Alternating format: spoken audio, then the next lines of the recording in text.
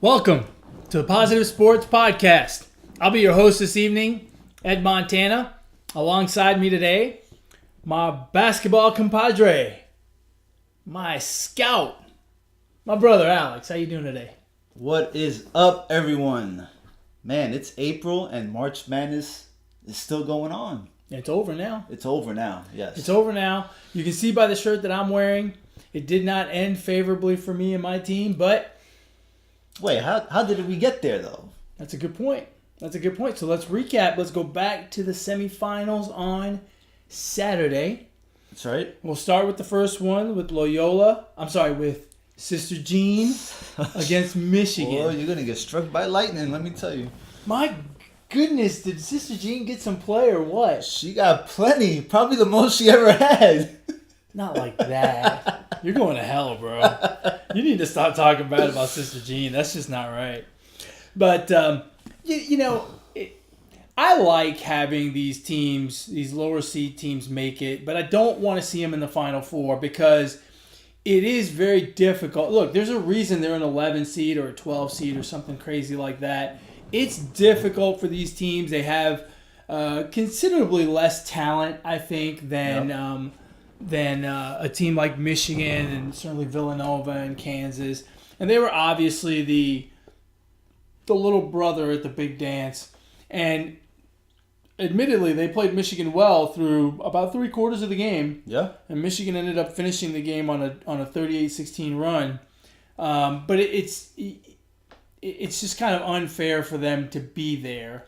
Now, that being said, there's 15 other teams in their bracket that obviously didn't do their job. So, yeah, I'm with you in the regards as far as I want to see the big boys play in the Final Four. Plain and simple. That's fine to have a Cinderella team, but obviously they couldn't hold their own in the second half, and turnovers really killed Loyola big time. So, yeah, I mean... Which they hadn't done in their 4 previous games. They'd really done a really good job of taking care of the basketball. It was a really neat story. It was fun to watch. But at the end of the day, really had no business being in that scenario. The sad part for me was the Sister Jean thing kind of went too far. I mean, it was ridiculous. I mean, she was the main person they talked to at the press conference, at the press conference the day before the game. It's like, hey man, she's not gonna dribble one ball. She's not gonna take one shot. She's gonna sit there with that little squeaky toy she had on her wrist, and she ain't doing shit. Yeah, I find it a little unfair for the players, right? Yeah. Because I mean that's their time to shine, and the spotlight really got taken away from them. But you know what? She's how old? 90? 138. 138. You know what? She was having fun. So props to her for having fun. I think she's 91. Yeah, props to her for making the trip. Yeah. No joke. I mean, it's probably tough for her to even get on a plane. It's tough, man. I tell you what though, they do have the big center, who I think is a freshman, isn't he? Well, I don't know, the but big white guy? He's huge. He's huge. And, man, he really displayed a lot of nice moves in the paint. Yeah. He wasn't... he might be undersized for the next level in terms of playing a true center position. Right. But in college, and, who knows how much bigger he's going to get or how much more agile or whatever, he really held his own. He looks like he could be something special going forward. But then again, there's no telling with those other guys graduating and who's going to be there. Will they be able to get him the ball? But he looked impressive in the paint. I thought he looked really good. And, maybe a guy that we hear about again in the future. Yeah, he impressed me in the round before in the Elite Eight against Kansas State. That's when he really kind of caught my eye, and he played well again against Michigan. Had some nifty moves and everything. And, yeah. So So on the other side, we had Kansas against Villanova. I tell you what, man, I got my popcorn ready and I had my my Pepsi and I was ready to go, and about, I don't know, 3 minutes in, It was over. it was done. My goodness, how it was amazing how quickly 5 became 8, became 10, became 12, and it was 22. I mean, before you knew, in a blink of an eye, and they were just shooting lights out. I mean, it was just a barrage of threes. Yeah, it was impressive how Villanova came out that game and how flat Kansas. I mean, Kansas just never got into. Was never able to get into a rhythm. You know, I heard an interview after the game with Jay Wright, and Jay Wright said, you know, I feel sorry for Kansas because they never really got to get into the game. I don't think they were. I don't think they didn't get into the game. It's just, it's hard when they're draining threes and you make a 2 and miss a 2. That's a 4-point swing right there, and it's like, we got to hustle, and then you start chucking up threes, and next thing you know, it's a 20-point lead, and I mean, it looked, for as competitive as I thought that game was going to be, it looked like men against boys. It was amazing to watch. And look, I've said it all. I said it all tournament long. I'm very proud to say that I had the final game correct. I had Michigan versus Villanova, and I had Villanova winning. In my heart of hearts, of course, I wanted Michigan to win, but I said it all along. Villanova looks just a notch better than everybody else. Yeah. Even than the elite teams.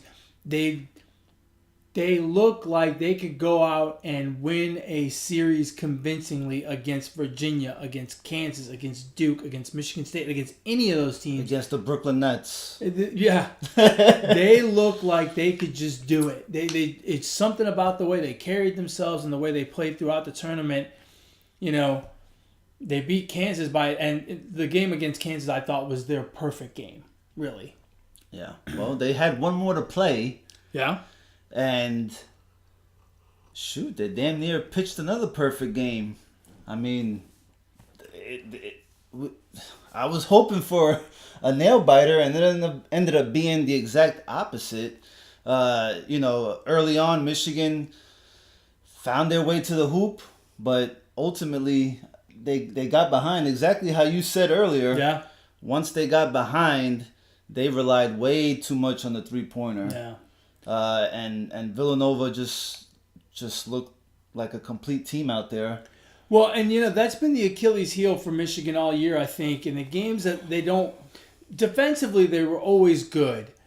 Where they seemed to struggle was on the offensive side of the floor, and it's always been the same thing. When they forget to pick and roll and go to the hole and get the intermediate jumper, they rely too much, on that perimeter, right around the top of the key for threes. And if those don't drop, if you miss 3 in a row, man, it goes south. And they did a great job that first half up until about, I'd say, 8 minutes left, 12 minutes. God, when you say it like that, it doesn't sound that impressive. For 12 minutes, it was quite the game. It was very entertaining, back and forth. Michigan had a little bit of a lead. Villanova came back, but they played together. And then Michigan kind of got cold, and that DiVincenzo guy came on, and my goodness. I never knew Leonardo da Vinci could play basketball like that. Leonardo DiCaprio was unstoppable. This guy came off the bench. He's their 6th man. After that game, I don't even know how he plays the bench. I mean, he needs to start. I didn't think Danny DeVito could play basketball that good. I mean, this guy came off the bench and dropped 30 points in a championship game. Was it just 30? I thought he got to 32. Yeah, he probably got 32. I mean, incredible. The way he played, and he passed the ball well. He played defense. Before you say anything else, all joking aside, Dante DiVincenzo. We're joking around with all the other names, but he really deserves his own call out here. Yeah, absolutely. Dante DiVincenzo, man, tip of the head. Yeah. Guy comes off the bench and does that. I mean, he single-handedly carried Villanova tonight because Brunson was off. Yeah, I mean, if Michigan could have kept that guy on the bench, I think Michigan would have won. Yeah, I mean, you take away Michigan the 30 would have won by points. 10. Yeah, it's that simple. When you break it down in math terms. Yeah, I mean, really, this game isn't that complicated. Just don't let that kid play, and we win. Yeah, Brunson had an off game. He never looked like he could. He made his first 2 shots, and I thought, because Simpson on the other side is a good defender, but very limited offensively. Yeah. And I thought, man, just hold Brunson. And the first 2 drives down the floor, Villanova scores, and Brunson scores first 2 shots. And I'm thinking, I saw that. I mean, it was 4-4 early on. I'm thinking, it's just he's too hot. That's not good. I don't think he made another basket until right before halftime. He made a 3-pointer. So DiVincenzo had a block, and then he came back and nailed a 3. I don't think he made a basket between. No, and I don't think he made any in the second half either. I don't remember. Yeah, I don't. Which remember. is unfortunate for him because he had a fantastic tournament in the game before that against Kansas. I mean, he was lights out. Yeah. Kansas just couldn't. I mean, they were in that guy's shorts and he was still making them. I mean, it was ridiculous. But Villanova, again, I feel, everyone's going to think I'm saying this because I'm a homer. I feel bad for Michigan and I feel bad for Kansas. Both of those teams are really good teams, and I think they're not going to get enough credit because they went up against Villanova, who, look, they acted professional, they played professional, and they absolutely manhandled these teams. They looked like, they really did look like an NBA team going up against a couple of college kids. And, it's unfortunate for Michigan and Kansas that they're going to finish their season on such a sour note, but they really have nothing to hang their heads about. I think they lost to the better team. Yeah, Villanova is. This team is fantastic. I would put this team up against any of the champions we've seen in the last 10 years, and I bet you they would win. In a series against any of the previous 10 champions, I'd take them. Yeah, this tournament really wasn't one of the better ones that I've seen. I mean, the best game of this tournament was Kansas and Duke. They gave us the best game. Well, don't forget about that UMBC game. Yeah, nah. No, nobody remembers that game. But I mean, yes. Oh, everyone's gonna remember that name. Are you kidding me? More people are gonna remember that UMBC beat Virginia than Kansas and Duke. Yeah, probably. But I mean, nobody. I don't think everyone was sold on Virginia either. No, but just the ones filling out the brackets. No, but everyone's gonna be. Yeah. Everyone's gonna remember that 16 that beat that one for very many years when there was only one number 2 that lost. Right. Was Syracuse against Richmond. Everyone knew the Richmond Spiders. In fact, the only reason we know that they're the Spiders from the University of Richmond is because of that one game where they beat Syracuse. Well, the proof is right here. 1 in 2 people will remember it. I didn't remember it. You did. So. Not everyone will. No, honestly, I didn't even remember that game. I think everyone will remember UMBC. Yeah, well, I mean, especially because it's probably not going to happen for a really long time. Yeah. Because a 1 will never take a 16 lightly again. Ever. Especially if they have a none on the sidelines. So what do you think about? So Jay Wright, the coach for Villanova, now has won 2. He's been there 17 years. I didn't know he's been there that long. I thought he was there maybe 5. Yeah, the guy looks like he's about 5 years out of school. I mean, he's a good-looking cat. No, he looks great. I mean, he's got 2 championships in 3 years. I like that guy. You see a lot of the interviews with him, and you can see where it's very clear where that Villanova team gets it from. Yeah. They get it from him. He's very professional, very nonchalant, I shouldn't say nonchalant, that makes it sound like he doesn't care. He's very professional. He doesn't get overly excited even on the touchline. On the sideline. Mm-hmm.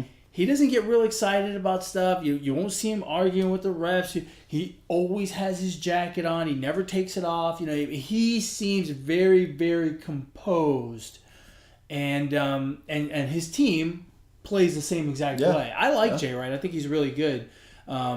And he's probably really paved the way to do something special at Villanova for many years to come. Yeah. I mean, you're gonna have high school players want to go and play for him now. Yeah. Yeah. And and when you look at the other side, you look at John Calipari, right? Who's been to many Final Fours, won a bunch of conferences, and he's only got 1 championship. right? And then you kind of compare. Man, he's got all the prospects, right? That go there. But that's because he gets the one and done talent. Jay Wright's not going after that one and done talent. No, he's going after guys that he thinks are going to be there for 2-3 years, and he develops them, and they become a Dante DiVincenzo and a Jalen Brunson. So I think it's a little bit different. The comparison's not quite the same. But the job that they do, I think, is equally impressive. I mean, for John Calipari to constantly be in the top 10, top 15 with freshmen every year, I mean, that's got to be hard to do. Yeah. Part of the reason I think Michigan made it this far, they had good senior leadership. Right? It's easier to coach a team when you have leaders on the team. When you get a bunch of kids, it's tough. So I am more impressed with what Jay Wright does, but I am still very impressed with what Calipari does. And quite frankly, I think the Calipari way is more tiring. Yeah, because it's just a quick turnaround, right? Yeah. And if you have a bad year, it's a long year until you get to the next one. Yeah. Yeah. So. Yeah. All in all, the tournament was okay. It was just okay. We got a dud for the championship. Yeah. I mean, it's just I wasn't impressed. Yeah, really. And the semifinals. Plus, my bracket didn't do well, so I'm even less impressed. I don't think anyone's bracket did well. After the second day. Yeah, I wonder. They say I read somewhere where 550 brackets out of 17.3 million had the correct Final Four. Wow, that many? 550 people picked Loyola. That many? I know. Isn't that something? Like, who does that? I promise you, all 550 of those entries were not solo entries. No one did one bracket and had Loyola in the Final Four. Maybe the 550 people Sister Jean knows. Sister Jean and 549 of her friends filled out brackets.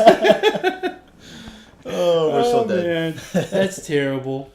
Sister Jean, that's not, it's probably not good when a nun is the highlight of the highlight person of your tournament. Yeah, no. I'm willing to bet more people could name Sister Jean than Jalen Brunson. Which is kind of sad. Yeah, it is. It really is. Whatever. But hey, whatever. It is what it is, right? She got her shine. Yeah. Good for her. Yeah. I know you probably did not watch the women's tournament, the women's Final Four. No, I did not. I did not. I didn't watch it in full. I got pretty good timing at it with the caught the end of every game. Pretty much. Especially the UConn and now Notre Dame game. We were talking about this before, like what's the best day in sports? Mm-hmm. The Final Four weekend, I really enjoy. Like I watched both of the women's semifinals. I watched both of the men's semifinals, and then I watched the championship game for the women and the championship game for the men. I enjoy it, and the women's Final Four was infinitely better than the men's Final Four. I mean, the two semifinals went into overtime. One of them on a buzzer beater ended on a buzzer beater. The other one, was a 2-point difference as well, but not quite a buzzer beater. And then the final, it was a buzzer beater to win the national championship. And you want to talk about money? That girl, that woman from Notre Dame. I know her first name's Arika. I can't pronounce her. Ogunbowale, I think it is. Yeah. Holy onions, baby. Onions. Can you say onions or a chick? No, not really. Incredible. Absolutely incredible. The shot against UConn was great, but she was open. Yeah. The shot against Mississippi State was fucking ridiculous. She had like two girls were covering her. She had one on the side of her, and the other one was in her shirt. in front of her. And she threw up. You know how a lot of times when it goes through the hoop, it kind of like hits the back of the rim, right? It hits the rim as it comes through and kind of comes back. Right. She rainbowed that thing so much that when it went through the net didn't move. It was that much of a rainbow. What I was impressed with was, I don't care if she had nobody covering her, 2 people covering her. She hit back-to-back game-winning shots in the Final Four and the championship game. I wonder. We should have looked this up before we started. If Michael Jordan ever had 2 game-winning shots in a row in the NBA in any game, because seriously, think about it. If you go back-to-back hitting game-winning shots, that's a good couple of days. Yeah, heck yeah. But if you do it in the national semifinal Right. and then again in the final, Arika is the athlete of the week. She's better. She's a better story than Sister Jean. I mean, just incredible. And did you hear about the exchange with her and Kobe? No. So apparently Kobe Bryant was at the Final Four, and apparently he was repping UConn, right? So he had some UConn gear on, right? Fair weather fan, whatever. She made the shot to beat UConn, and I don't know how it happened, but there was some Twitter exchange between her and Kobe Bryant. And in that exchange, she made the comment that her weekend was made when she got a response back from Kobe Bryant. Yeah. To which Kobe Bryant responded, "Your weekend's not over till Sunday. You still have business to take care of." Wow. And then she did. She is the female version of the Black Mamba. She's the new Black Mamba. She's a Black Mama. That didn't sound right. Let's stick with the female Mamba. The Mambette. Just incredible. And for those of you, and I'm talking to you, who don't watch the women's Final Four, you're missing out. I think it's a great event. It's a great event. UConn's always there, and they're always undefeated, so you have a chance to see a team go undefeated maybe. And the other teams are really good. I can't stomach the first couple of rounds because the disparity between 1 and 16 in women's basketball is much greater than it is in men's basketball. Yeah. But when you get to the Final Four, it's great. I love watching it, and I'm all in, man. Yeah, I guess the problem for me is I don't watch any women's college basketball throughout the season, and so when it gets time to the Final Four, I don't know anyone. I don't know the teams. I know the teams. I know UConn's going to be there, but I mean, other than that. Yeah, but do you have to know the teams? Yeah, I would like to. Yeah, I don't want to just be because I just can't get into it. I don't. It's the same reason I watch the World Cup of Rugby, right? I have no idea who any of those people are, but the intensity and to see these two teams that I know are performing at the highest level in their sport, there's something that makes it compelling, and I love watching it, man. So to me, whereas we were talking about before about the best day in sports, I throw that Final Four weekend in there because the women's tournament has become very compelling over the last few years. The men's tournament's always great. I love the Final Four. It's great. The finality of it. Yeah. Again, you're talking about the tip of the spear, the very best of the best. It's fun to watch. You should broaden your horizons a little there, Alex. No, it's okay. I'll pass. Plus, it interferes with the opening day of baseball. Nah. Opening day. How was your opening day? It was great, man. I got to skip out of work for a half a day, and got home, barbecued, and fired up the TV. Yeah, it's beautiful. Watched some baseball, man. It's beautiful. Great. But it doesn't feel like baseball season should be going on with games getting snowed out in New York. Yeah, right? That's crazy. It's it's April and we're still getting snow. Yeah. It happened once when I was a kid, but it's nuts.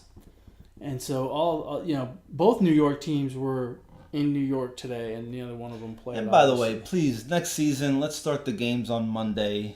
It's a lot. I think you get a 3-day weekend. It's hard to go back to work on Friday. Yes, right? luckily it was Good Friday, so I got 3.5. let's just keep the opening day on Monday. It's They much keep better. moving it around, and I'm not quite sure what they're trying to do. Did you notice a lot of the fields said opening weekend? Yeah, see, I don't like It's that. not opening weekend. It's opening day. Yeah. What about the guy from Chicago? You think he's going to have a good year? First pitch? Oh, First man. pitch of the season. Of the season, bro. And he hits a home run. I bet you that guy's going to rake this year. But you know what? I don't know why more batters don't do that. You know the first pitch of the game, 95% of the time You're is gonna a get a strike. fastball down the pipe. Yeah. Right? Man, Just swing. Be ready to go, Just man. swing. Yeah, I agree. I was a notorious... no, I wasn't. I was a terrible hitter when I was a kid. I couldn't hit the first fastball or the last one. That's on T-ball. I whipped it. I whipped it all of them, man. Just waving at them. So moving on, we'll talk a little positive running. So I'm going to change gears on positive running today because I realized this is our 10th episode. 10, bro. That's a milestone. Wow. Yeah, man. Sometimes it feels like we've done a lot of these. Yeah. Sometimes it feels like we haven't done a lot of these. I know. We're like, man, we want to do more. Well, no, like when we have sound problems, Well, yeah. we can't figure out the sound. We're like, yeah, we've only done 10. Hopefully they can hear us right now. Yeah, because we never do a mic check. We just wing it and hope for the best. But I just realized that as much as I've talked about running, I haven't talked a whole lot about my experience and what's going on here. I am now 2 weeks away from the Boston Marathon, and I'll tell you, I am very excited to get to that day. So just a little insight into what goes into it. You know, for me, the goal is to turn around and qualify again for Boston, which means I need to run, based on my age and gender, I need to run 3:25 or better. Realistically, I probably need to run 3:20 because of the number of applications they get. They take people that are so far below their qualifying time, and this past year was 3 minutes. So in my age group category, if you ran 3:22, actually 3:21:52, you got in. If you ran 3:21:53, you did not get in. So I always shoot for 5 minutes below my time, and quite frankly, I shoot for more than that because I want to qualify like a young guy, not like an old guy. I hate the feeling of the only reason I got in is because I happen to be your age. Damn near 50, right? So anyway, that's kind of my story, and I'll tell you, it's been tough. Physically, it's been a grind. A lot of the things that I've said over the past few weeks about your mind being in command and pushing is I've had to do that a lot. And for a guy like me at my age and my height and my build, to run 3:25 is quite a challenge. And so I've got to, I get to a point where I start watching what I eat and I start cutting weight and I start dropping some pounds. And I'm not a huge guy, but I'm 6 foot tall. It's just I'm not a small guy. You look at those elite athletes, those Ethiopians, they're like 5'6", 5'8", and they're lugging around 120, 130 pounds. I'm 185 pounds. Big difference. Which is a big difference over 26 miles. So I gotta cut down. I gotta cut some weight. And for me, the hardest thing is the sweets. I gotta stay away from the sweets. And yesterday was Easter, and so I had a hard time yesterday because I had to have me a little one of those. I got some of those Reese's peanut butter eggs. You hung out with your peeps? And I got a thing of Peeps, and I'm gonna stay away from it. But again, it's just that discipline, and we go back to what I've said all along: the juice is worth the squeeze. I don't like passing on the sweets. I don't like passing on the beer. I don't like passing on the wings and the pizza and things like that. But at the end of the day, I know it's worth it to get to Boston and to run that very special race and to do well there. It means so much to me. And so, I have the benefit of having been there before.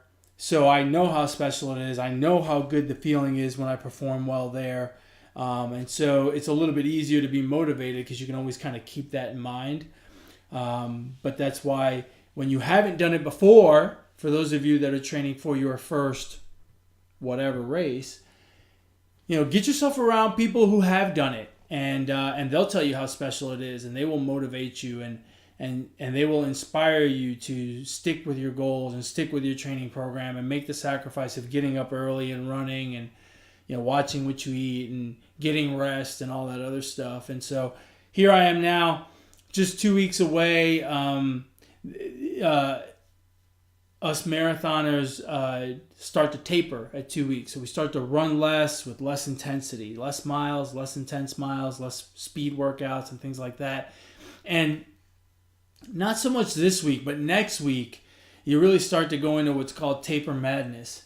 You went from running a lot and running hard, and now running very little. And so you have a lot of energy and you want to do stuff. You want to go out and run because you feel good, you feel fresh. But you know that it's not the right thing to do. You just got to let your body rest and recover as much as possible before the race. And it does drive you a little bit crazy. I usually try to schedule like little stupid stuff like haircuts and whatnot that week so that I keep my mind off of running, and I try to sleep in a little bit, but even that's hard to do, and it's tough. But again, the juice is worth the squeeze. Put in the work, even when you get very close to the race. Keep your eyes on the prize, and you will get there. But it's an amazing experience. We have some special planned for that weekend. We'll be doing it'll be our first time doing a podcast separately but together, right? So my brother will still be here. I will be in Boston, but we're still going to produce high quality podcast content. Check us out. Yes, definitely. Definitely check us out on YouTube, iTunes, Google Play, Podbean, all those fancy media sites, and it might not have any sound, but at least you get to see us. That's right.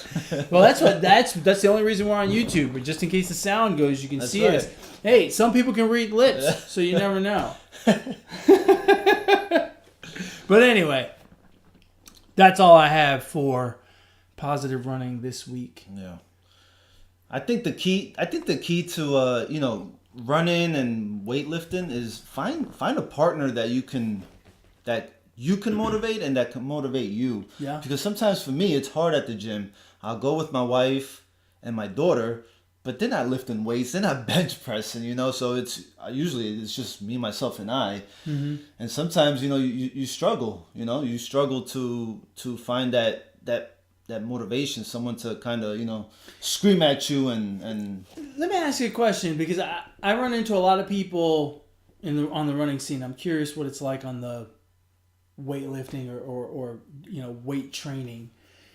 Is it intimidating to train with someone who is considerably stronger than you or considerably not as strong as you? Is it intimidating? I guess. A person is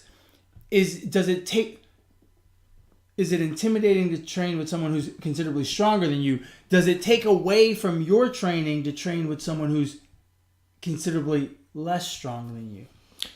No. Actually, for me, if I were to train with someone that's stronger than I am, I think that would motivate me even more to push yourself to do the damn thing, right? And then on the flip side, if I were to train with someone that's less stronger than I am, I think I would be capable of motivating them. I think the easy thing would that in turn motivate you?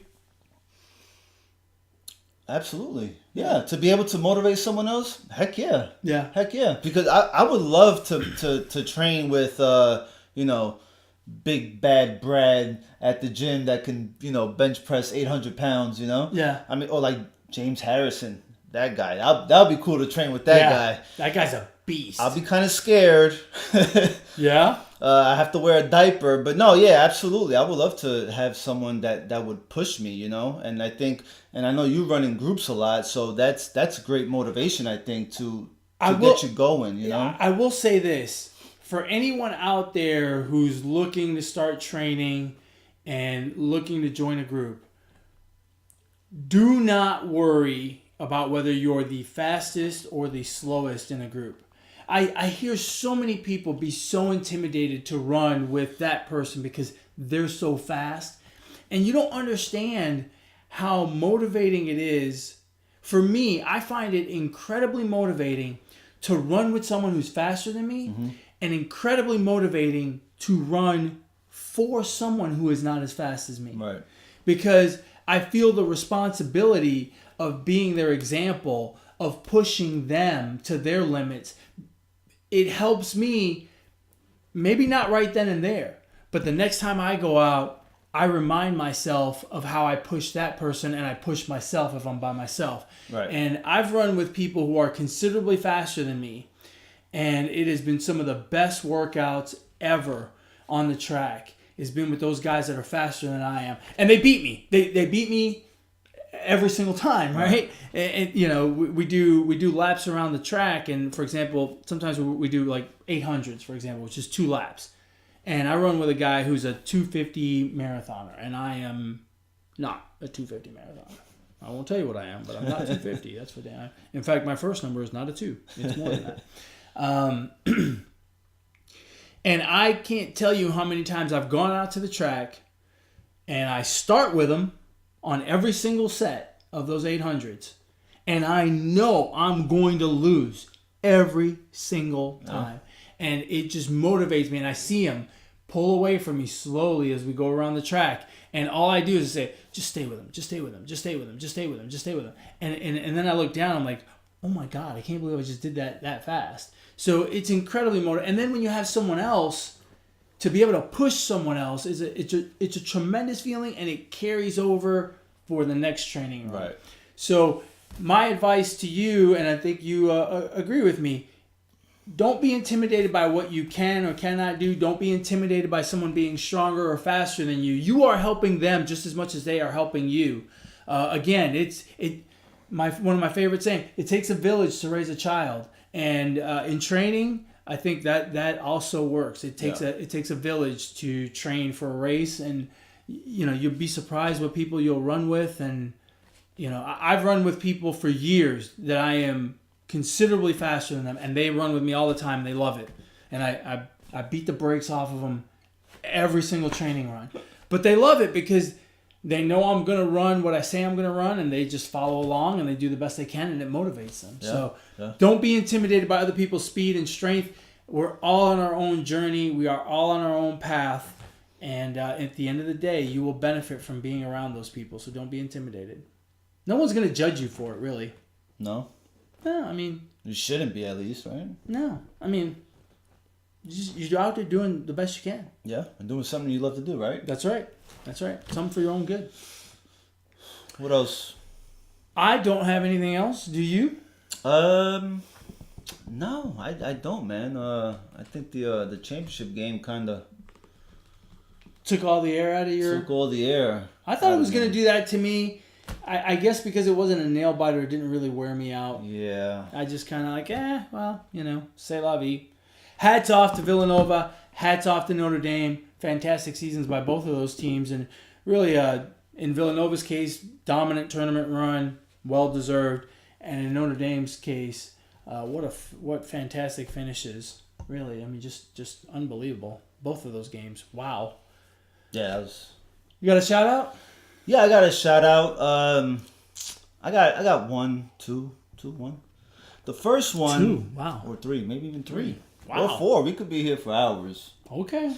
My first shout-out is going to go to my favorite NBA player of all time, who just got inducted to the Hall of Fame, Jason Kidd. I've watched Jason Kidd... Since you were a kid? Since I was a kid.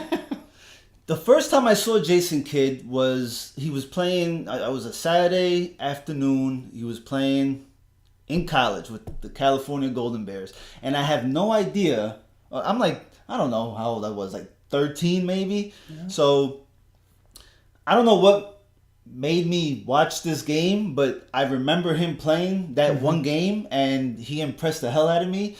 And then when he got to college... And his rookie year with the Dallas Mavericks, I fell in love with this game. Apparently I have an eye for talent. I mean, I saw something in him that I knew one day he would be a Hall of Famer. So my shout out goes to Jason Kidd. I love watching him play. You have always been a huge Jason Kidd fan. I have. More than anyone I know. Yeah, it's weird. It's kind of weird. It is. Well, But whatever. whatever. Hell of a player. Yeah. Hall of Famer. Second all time in assists, man. Must be pretty good. And let's see, my other shout out goes to my neighbor who, I don't know how he's doing it, but he hooked me up with the username and password for to watch all 4,000 Major League Baseball games this year. So I get to watch any game I want.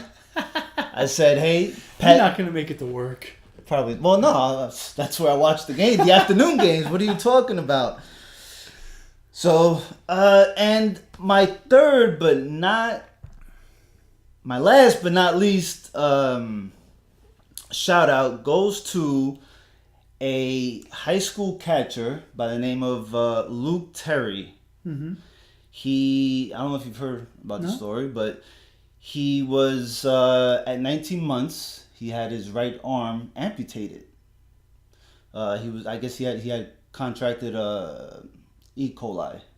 Ooh. Yeah. So someone posted a video about him His right arm. His right arm. So someone posted. Wait a minute. You said he's a catcher. He's a catcher.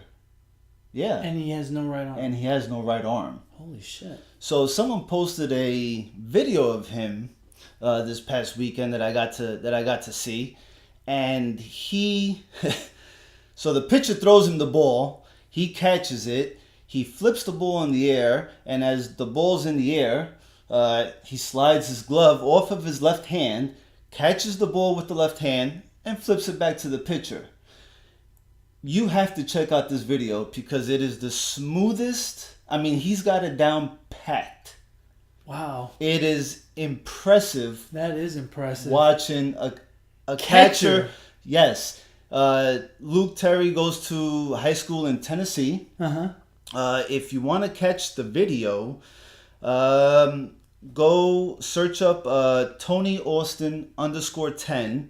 He posted the video this weekend, and I'm guessing at this point you could just type in Luke Terry. And Google. Probably. That. Yeah. Wow. I gotta catch that. Yeah. I mean, and it was about a 40-second video, and it was just truly amazing to watch this kid do that. That's incredible. And so all his coaches say he didn't make the team because they felt bad for him. He's got a competitive side. Like That is fantastic. Yeah. So my shout out goes to Luke Terry. Follow him on Twitter. I'm not sure what his Twitter handle is, but I'm sure if you search up Luke Terry, you'll be able to find him. Shout out to you, man. You're truly an inspiration, and awesome. You got an awesome story. I hope you make it far. Me too, man. That's great to hear. Yeah. It's like the guy from that linebacker from Central Florida. Yes. He's looking like he's gonna go pretty early in the draft. He had a good combine. Yeah, very good combine. That's awesome, man. Yeah. Those stories are incredible. Oh, that people overcome. Yeah. It just goes to show the only barriers to success are really right here. Yeah. Those are the only barriers. If you want to, you can do just about anything. Anything you want. That is super impressive. Yeah. I'm glad you shared that with us, and I did not know that one at all. I hadn't even. It popped up on my timeline this past week. Awesome. So I'm like, oh. Awesome. My shout out goes out to my son. We played in a 1-day baseball tournament on Saturday, and so we played the first 2 games in the round robin. Won them both. He played okay. And I got stuck. I got stuck managing. I'm one of the assistant coaches, but the head coach couldn't show up, so it was left on me. I decided I would go back and forth between righties and lefties, and I wouldn't let anyone pitch a whole bunch. And just kind of the way it shook out in the first 2 games, I didn't use him. I didn't use my son. And he played okay in the first 2 games, no problem. So we get to the we make it to the final, and it's a double elimination. So we have to win one before we lose two. And I told him, I said, well, I've used all of my pitchers except for you, so you're going to start. And my thought was, I'll pitch him 3 innings, and I'll bring in a lefty, and then if I have to, I'll go back to my ace, who's right-handed and not my son. And just started the game, and he was just on fire. I mean, he was just, if he's ever going to struggle, it's going to be finding the strike zone. And Saturday was just one of those days where he wasn't throwing all strikes, but he wasn't missing by much. No. He was right around the strike zone even when he was missing. And I think he got out of 1 inning with 4 pitches. So before I knew it, it was the 4th inning. And I'm like, well, shit, he's doing fine. Yeah. And he wants to keep going now, right? He's hot. Oh, he knows he's hot. He's like, I can keep going. I'm fine. Well, the head coach gets there during that championship game, that first game. And so he's asking me, okay, what have we done? And so I explained to him what I did with the pitchers and everything. And so, they play 6 innings, and we're in a tight game. Send him back out for the 5th.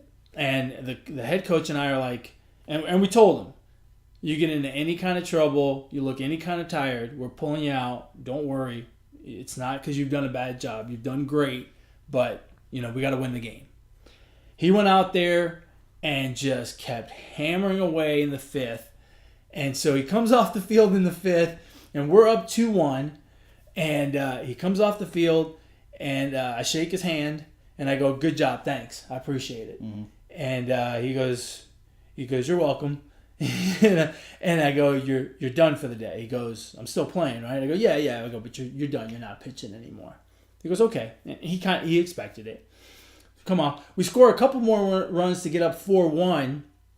The inning's over, and the head coach is sending them back out to the field, and he goes, everyone in the same positions. And my son looks at me, he's like, pitch? And I'm like, yeah, that's what the head coach said. And so he went back out to pitch. It got a little dicey in the beginning of that inning. A couple of errors. They scored a run, but then he settled in again and got a weak little pop-up to second base to finish off the game.